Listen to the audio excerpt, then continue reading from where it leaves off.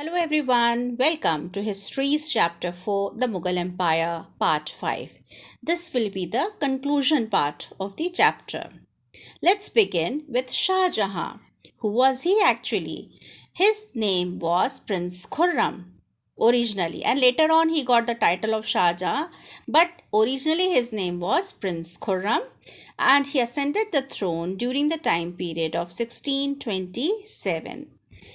He was given the title of Shah Jahan, which means ruler of the world.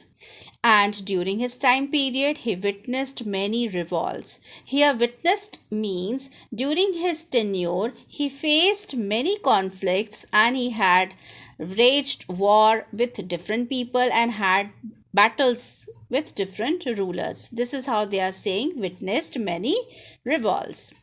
So let's see with the conquest. Conquest here means what were the different scenarios in which he has on the winning part related to the battlefield. During the time period of 1633, Shah Jahan invaded the Deccan and annexed Ahmednagar. Deccan, as you all know, the southern part, and Ahmednagar is that place only where Akbar has also annexed some parts of it during the time period when Chand Bibi was opposing it. So, this was that place only.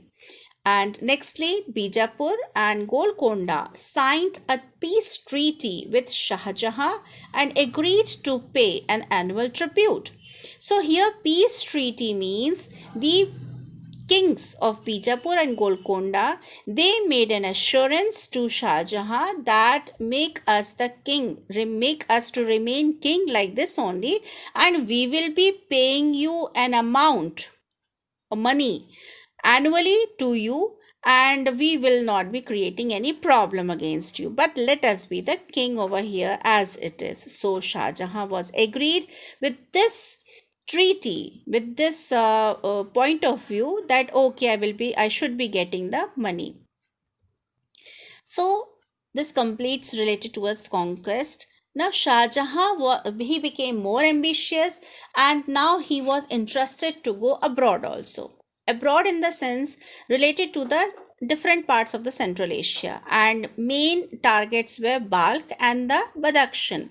Also he was interested to go to these areas with the intention that his grandfather were ruling in that area, and that's why he was interested that if they when my forefathers were ruling there, if I'm going to capture those areas again, it will be a proud moment for me that I made my empire to be extended in these areas also.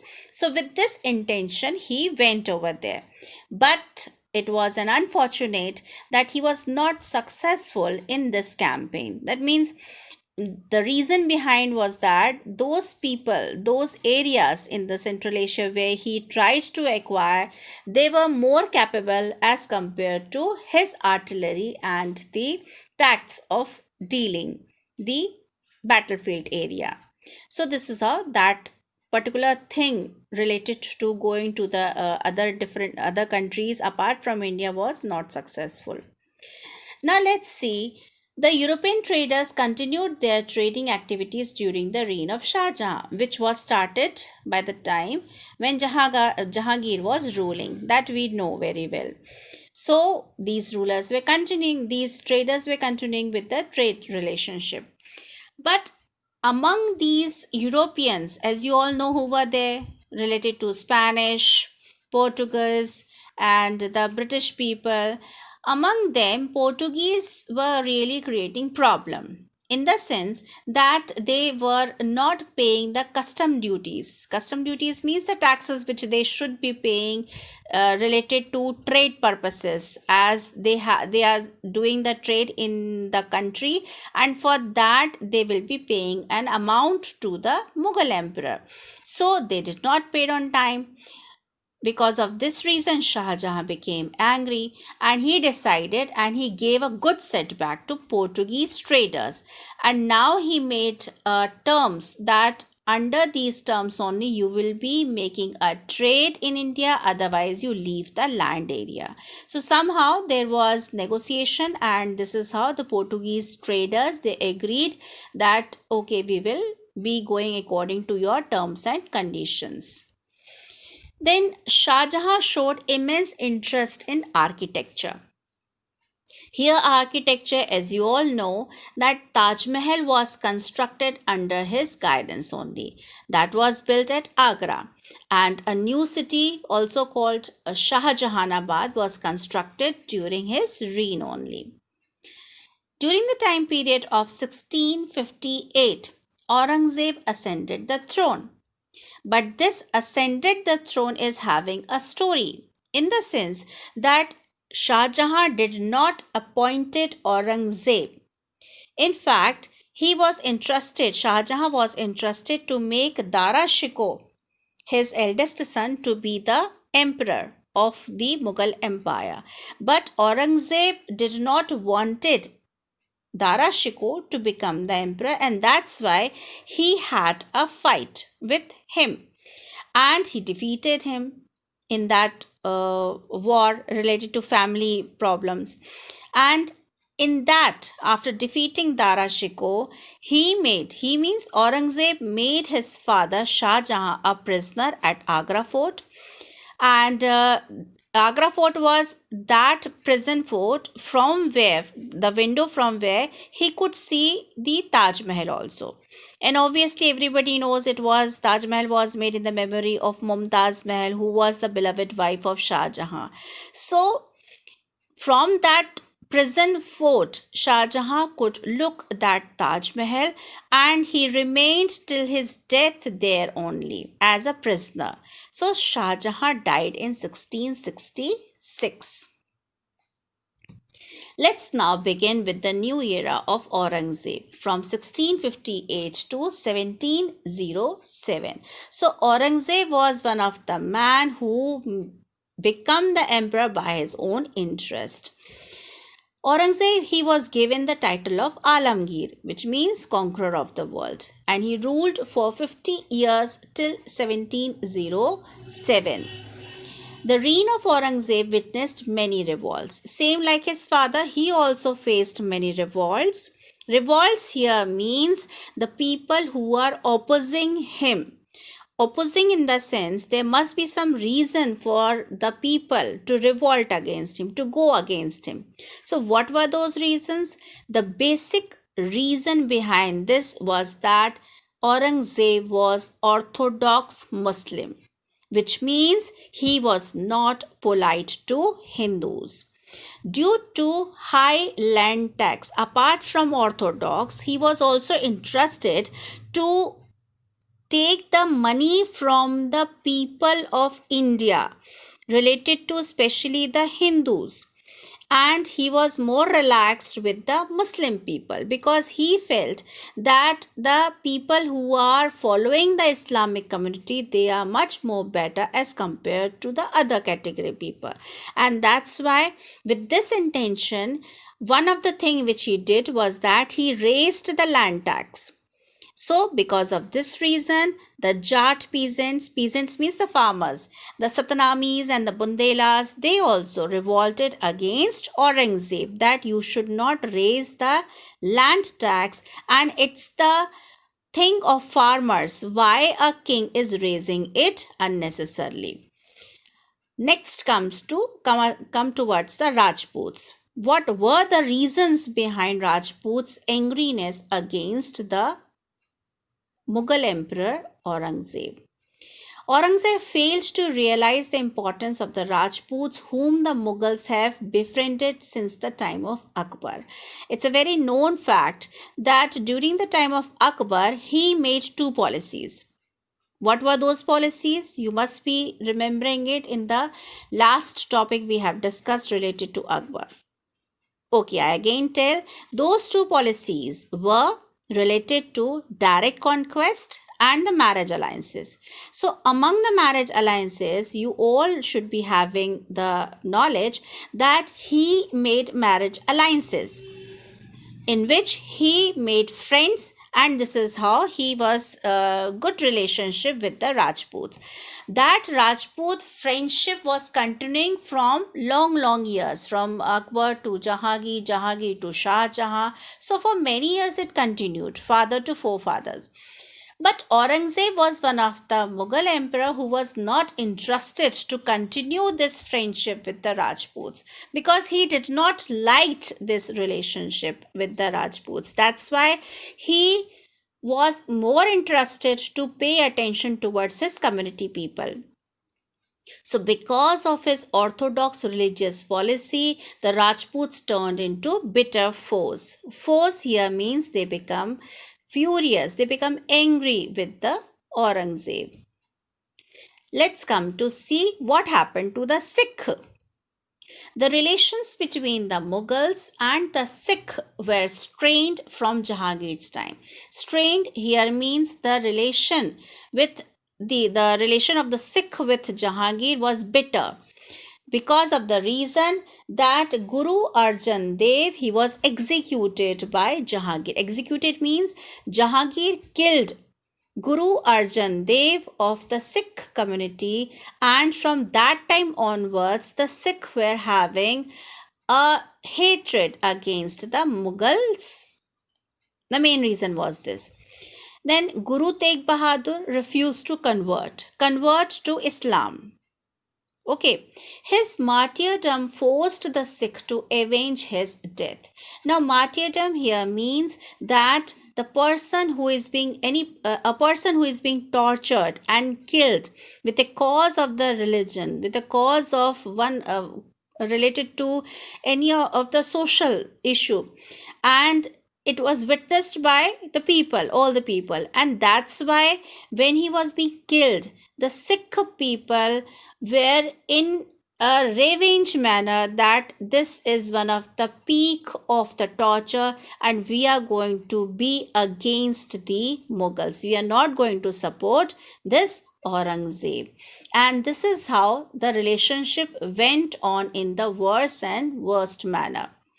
Nextly, Guru Gobind Singh, the next Guru Gobind Singh, organized the Sikh into a militant force called the Khalsa.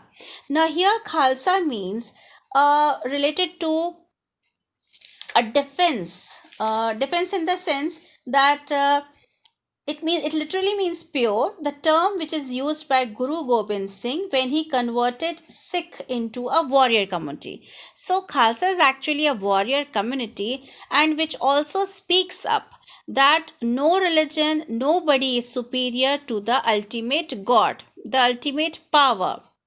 And that's why he made the people to follow the Khalsa Panth. Now, next, let's see about the Marathas. What happened to them? Why they become furious against Aurangzeb? All these things we are seeing so far, that one way or the other, from north to central part to southern part, we have seen that Aurangzeb, this way or that way, was creating problem to the Indian people, and that's why he was having lot of revolts. And due to these revolts only, the condition of India during the time of Mughal Empire was deteriorating. Deteriorating, that means it was disintegrating. It was going towards the downfall. So let's see to Marathas. Aurangzeb was getting disappointed with the growing power of Shivaji. Shivaji was one of the man everybody knows related to the Maratha area, and he was one of the man who always created a trouble to Aurangzeb. And for many efforts Aurangzeb did to capture him, and one time he was successful also, in the sense that Shaista Khan, he was being sent to make Shivaji a prisoner, and he was also been caught. But in the fort of Purandar, Shivaji was able to make himself free, and this is how Aurangzeb was not able to recapture Shivaji again. So this was the thing which happened with the Marathas, and Shivaji was also very famous for his guerrilla warfare. against which Aurangzeb was not able to control him. So it was a fact which Shivaji proved that I am the one to whom you cannot capture. Next comes death of Aurangzeb. Now, in which year Aurangzeb died? He died in 1707. The Mughal Empire was on the verge of disintegration. Just now I told you disintegration. Verge means the ending. So, during the time period of 1707, the Mughal Empire was going towards the downfall. And what were the reasons behind it? The basic reason was that the policies of Aurangzeb pushed the empire towards the decline. It was a unity which up from Akbar it was started and continued till Shah Jahan. That unity was break up by Aurangzeb due to his policies. And this is how the Mughal Empire, the great Mughals, were up to the time period of Aurangzeb. Now let's see about the administration of Mughal Empire. What were the things which were responsible, which made a uniqueness in the Mughal Empire? The first was the central administration, in which the king used to be the head. Head here means that related to the civil affairs, related to military affairs, he is going to be the head. He will be the person who is going to judge lastly and finally. And he was assisted by number of officials like the Mir Bakshi, who will be taking care of the military administration. The Wazir was the head of the revenue department, and Khan Sama looked after the needs of the royal household. Next comes the provincial administration. In this, the empire was divided into Suba. Each Suba was divided into district. Here, Suba means province, what you are having today also, province. And each province was being divided into district. And district was divided into Pargana. Pargana means the villages. So this is how, so filtered and in easy manner, it was bifurcated that the head is going to see, and then the sub parts will be there related to taking care of the provincial areas. Now, in these areas, the officer in charges were called the Kotwal. And Kotwal means like you are having the inspectors. In the same way, the Kotwals were there related towards the civil and the police duties. And they used to keep a check and maintain the law and order in the areas. So it was related to the duty of the Kotwal. Like today also you are having, you see the duties of the policemen to take care of the law and order and maintain peace in the city area related to the social life of the people. Next important topic comes revenue. Now revenue here means the land area. Because this is important because in the sense that the main source of collection of money was from the revenue, and people used to pay the land taxes. So for this Raja Todarmal, he was under the rule of Akbar. He introduced Bandobast. Bandobast means the one of the name which he has given, that for the land, what all the people would have to follow, the rules set up by Mughals, that was known under a name known as Bandobast. This revenue was also called Japt. And under this system, the land was measured and divided into three categories. In the sense, good, middle, and bad. The land revenue was fixed according to the fertility of the land. The revenue was fixed at 1/5 of the produce, and it could be paid either in cash or in kind. So these were the things related to the revenue, and it went in so successful manner that for years and years, that means for 100 then 200 years, it went out so smoothly and frequently that people used to be making the conditions of paying the taxes an easy way, because they said that either in paid in cash or in kind. So everything was according to the interest of the farmers, and they used to pay the taxes. So everything went on in a good manner. But the same thing related to revenue, it was raised related to tax during the time of Aurangzeb. So he faced lot of problem. Up to the time of Shah Jahan, there was no problem from Akbar to Shah Jahan related to revenue. But Aurangzeb was one of the man who made a change, and this is how he faced so many problems. Now, next important is Mansabdars and Jagirdars. An important feature of Mughal Empire was Mansabdari system. Let's see what was Mansabdari system. In this, the term Mansab means a rank or position. Like we are having ranks related to the police forces, you know very well that we are having the sub inspectors, then we are having the DSP, SP, and all these are related to the rank or the position. The same way Mansab was a position or rank, and Mansabdar means the person who is holding the position. It was a grading system used by the Mughals to fix rank, salary, and military responsibilities. Rank and salary were determined by a numerical value called Zab. The higher the Zat, the more prestigious was the noble's position. Like you know very well that higher the post of any of the government officer or in any of the job, higher the position, the higher weightage of the salary will be there. So same thing used to be followed at that time also, and it used to maintain in a very good manner. Now, a Mansabdar had to supply to the king the fixed number of troops to the king whenever needed. Whenever needed means whenever a warfare is there, whenever a battle is going to be there between any of the king, Mughals with any other king, at that time Mansabdar had to take care that how much of troops related to horses, related to elephants, he will be needing to supply to the Mughal emperor.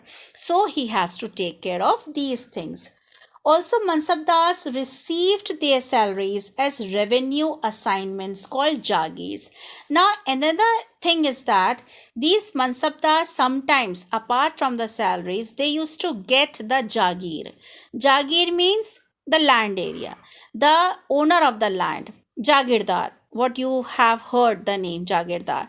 So these Mansabdar sometimes happens that the Mughal emperor is on the winning part and he become very happy that Mansab has done a good job. So in praise and for giving them the respect also, the king used to, apart from giving them the good post and money, they used to give them the Jagirs, that I am happy that you did your good job, and this is how they were given the land areas. So by this way also Mansabdar used to get the Jagirs. Nextly, let's see, the Mansabdars were paid through Jagirs. Just now I told you this thing. And they used to get the land, and sometimes instead of getting the cash, they used to get the land to be granted. The Mansab was not hereditary. Hereditary, as you all know, that means father, then son's son will be the person who will be getting the jobs. So Mansabdari was not actually hereditary.